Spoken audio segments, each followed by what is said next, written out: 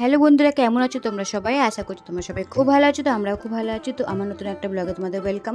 তো প্রত্যেক দিনের মতো আজও আমি সকাল সকাল চলে এসেছি বাবুর ক্লাসে। এবার বাবুকে ক্লাসে ছেড়ে দিয়ে আমি চলে যাব ঘরে, কেন ঘরে রান্নাবান্নার ব্যাপার আছে, সেহেতু ঘরে চলে যাব, ঘরে গিয়ে রান্নাবান্না করবো। তো চলো এখন আমি ঘরে যাই।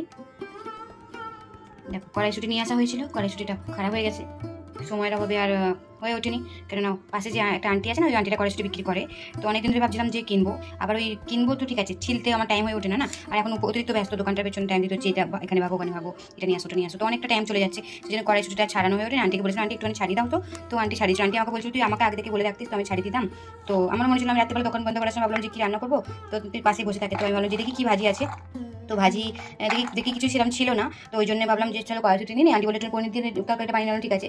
আর মানে নিয়ে তো এসেছিলাম, কিন্তু তাড়াতাড়ি করে সেদিনকে রাত্রে বানানো হয়নি। তারপরের দিনকে আমি পনির তো নিয়ে আসলাম বানাবো বলে, পনির তাড়াতাড়ি করে বানিয়েছি। বাবা হিসেবে 10টার সময় খেতে বসবে, এসে সঙ্গে সঙ্গে খেতে বসে। তো আমি দোকান থেকে 9টার সময় বন্ধ করে আসলাম। 9টার সময় বন্ধ করে এসে সবজি কাটবো, কেটে রেডি করবো, তারপর তো বানাবো। তো অনেকটা টাইম যায় না, ভাত বসাবো একদিকে, তারপর হাত পাতবো, ফ্রেশ টাইম যায়। তাড়াতাড়ি করে এবার আমি পনিরটা নিয়ে এসে পনির তরকারি তো করে ফেলেছি, কিন্তু বাটার না, মানে এই কড়াইশুঁটি দিতে ভুলে গেছিলাম, সেটা রয়ে গেছিলো। দেখো খারাপ হয়ে গেছে, কিন্তু ফেলবো না, ফেলা কি যায়। তো সেই জন্য একটুখানি যেগুলো একটুখানি খুব খারাপ হয়ে গেছে একটুখানি ফেলে দেবো, বাকিটা আবার একটুখানি আলু দিয়ে রান্না করবো, কেননা ফেলাটা সম্ভব না, খুব খুব মহেঙ্গা আর অনেক কষ্ট করে। আন্টি বলছি তুই আমাকে আগে বলবি না যে আমাকে কড়াইশুঁটি চাল, তাহলে আমি আগে বসে বসে সাফ করে দিতাম। বাপরে কত বড় পোকা, একটা কত বড় পোকা, কত বড় পোকা, এত বড় পোকা, পোকা দেখলে তোমার ভয় করে। এই জন্য আমি এসব আনতে চাই না, কারণ শাক কড়াইশুঁটি এগুলো কি ছিলতে হয় না, মানে সারাতে হয়তো আমার হয়ে ওঠে না, টাইমের অভাবে আমি হয়তো রান্না করবো, পেরে উঠি না বলে আমি নিয়ে আসি না। ওই জন্য এখন দেখি কী দিয়ে করা যায়, একটুখানি আদা রসুন বাটা দিয়ে আলু দিয়ে একটুখানি মাখা মাখা করবো, খেতে ভালো লাগবে। তো এখন আমি ঘরে কিছুটা কাজ করে রেখে আবার চলে এসেছি নিচে, আর বাবুকে নিয়ে আসার জন্য চলে যাচ্ছি।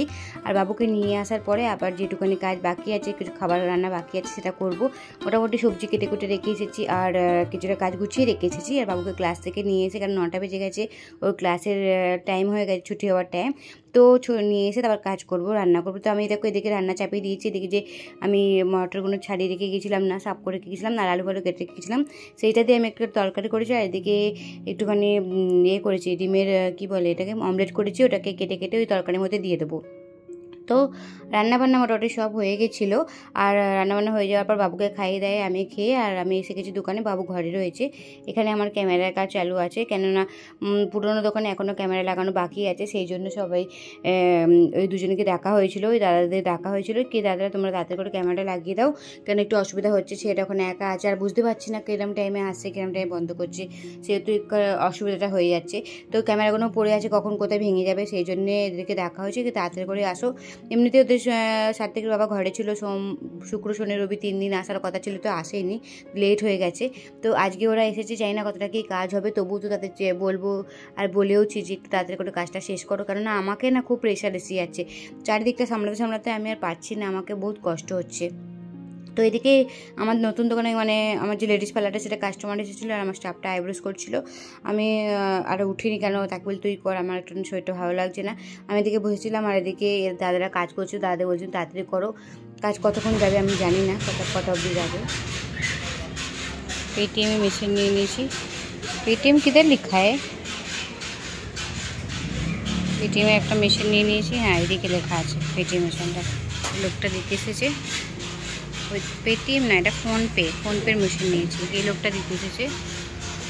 आपका क्या नाम है? आपका कॉन्टैक्ट नंबर देके जाना, कुछ होगा तो आपको, वो उनका कैसा कॉन्टैक्ट नंबर था मेरे पास, तो कुछ होता तो कभी कभी पता है आपको, ये इसके अंदर कुछ वो रहता है, पता है क्या रहता है, कुछ तो एक चिप रहता है ना, वो सिम रहता है, हाँ, तो चेंज करके दिए थे एक बार सूरज। सिम इसलिए रहता है, वो नेटवर्क रहता है ना, कहीं भी मोबाइल, हाँ वही इशू था ना, तो उन्होंने एक बार चेंज करके दिया था मुझे कि मैडम आप चेंज करो तो चलेगा। তো পেটিএম ওয়ালাটা এসেছে, আমি এখন এর থেকে পেটিএমই বলছি বারবার, আমার দোকানে পেটিএম আছে না, তো আমি ওই জন্য ভাবছি পেটিএম। তো ফোনপের মেশিনটা নিয়ে নিচ্ছি, কারণ আমার নতুন সেলুনের জন্য লাগবে, তো এই জন্য আমি এটা নিয়ে নিচ্ছি, কারণ আমার দোকানে তো আছেই, আর এই দোকানে আমার লাগবে, সেই জন্য নেই। बैंक उसमें डालो,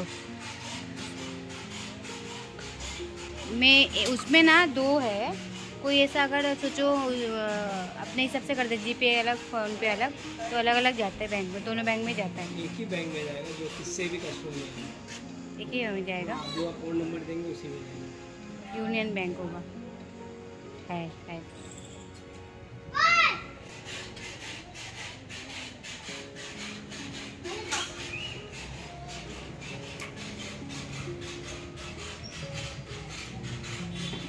बड़ौदा आया है। यूनियन बैंक भी है। अकाउंट नंबर दो ना। अबे यार अकाउंट नंबर अभी ढूंढना पड़ेगा। ये नंबर लिंक है बैंक को? हाँ वो भी लिंक है। यूनियन में नहीं ये नंबर नहीं, सिर्फ दूसरा नंबर ये है। नंबर यूनियन में जिसमें लिंक है ये नंबर है अकाउंट नंबर। हाँ बट उसमें मत डालो, यूनियन का अकाउंट नंबर है। यूनियन के अकाउंट। এখন বাজে বিকেল 4:30 আর আমি এখন অবধি ঘরে যাইনি, আর বাবুটা ঘরে একা আছে, ওকে সেই সকালবেলা খাইয়ে দাইয়ে রেখে এসেছিলাম। তো আমার মনে মনে খুব চিন্তা হচ্ছে সে কী করছে। সে তো টিভি দেখছে, আমি তাকে বললাম যে বাবু একটা কাজ কর, কিছুক্ষণ ঘুমিয়ে পর টিভিটা বন্ধ করে। আমি তো জানি সে ঘুমোবে না, কিন্তু তবুও তাকে বললাম।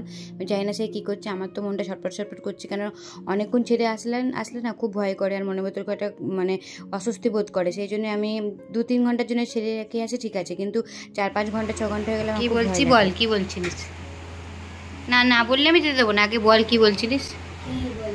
সেইখানে দাঁড়া, কি বলছিলাম বলো? কি বললি? কোথায় যাই বললি? নিচে নিচে এখন কিছু আছে বলতো তুই? দেখিয়ে দাও সেখানটাতে। দেখিয়ে দেবো? হ্যাঁ আমি কি করে দেখাবো?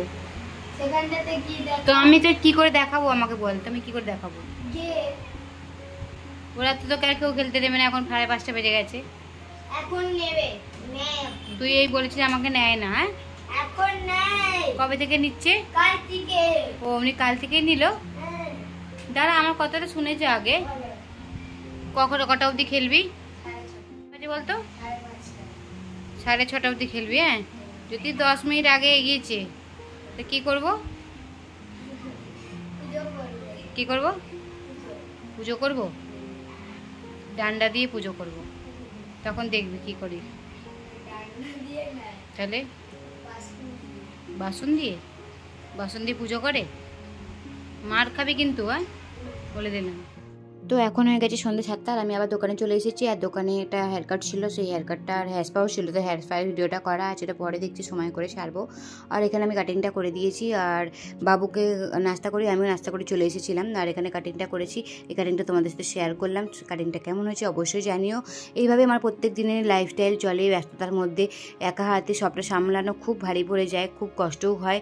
ছোটো ছেলেটাকে নিয়ে একা একা থাকি, খুব চিন্তা হয়, কেন সারাটা দিন বলতে গেলে একাই সব কিছু কাজ ম্যানেজ করে আমাকে চলতে হয়। রুটি বেড়ে গেছে, তরকারি বেড়ে গেছে, রুটিতে ঘি লাগানো হয়ে গেছে, ভরপুর ঘি। সবাই ঘি দিয়ে রুটি খেতে ভালোবাসে, আমার ছেলে তো একদম প্রচুর ঘি দিয়ে রুটি খেতে ভালোবাসে। বাবু খেতে বসে গেছে ওদিকে, আর আমি এদিকে রুটি বানিয়েছি 1, 2, 3, 4টে রুটি বানিয়েছি। 4টে রুটি বড় ঘি দিয়ে ভরে দিয়েছি। বাবু ওদিকে খেতে বসে গেছে, বাবু ওদিকে খাচ্ছে। আমার 4টে রুটি বানানো হয়ে গেছে, সবজি বানানো আছে, ভাত বানানো আছে, গরম করবো, হয়ে যাবে। আর তারপর খাবো। এখন সাথে বাবা আসেনি, সাথে বাবা আসলে আমরা খেতে বসে পড়বো। বাবু দিকে এসে গেছে, বাবুকে দেখাবো। বাবু এখন খালি গায়ে বসে আরামসে খাচ্ছে। যাও খেয়ে নাও, খাওয়ার ছেড়ে আসতে নেই। তো চলো বন্ধুরা, এবার আমরা খাওয়া দাওয়াটা সেরে ফেলি, কেন রাত্রি 11টা বেজে গেছে, এবার খাওয়া দাওয়াটা করতেই হবে। তো আজকের মতো ভিডিওটা এখানেই শেষ করছি। যদি তোমাদের ভিডিওটা ভালো লেগে থাকে তো অবশ্যই একটা লাইক করে দিও। ততক্ষণ তোমরা সবাই সুস্থ থেকো, ভালো।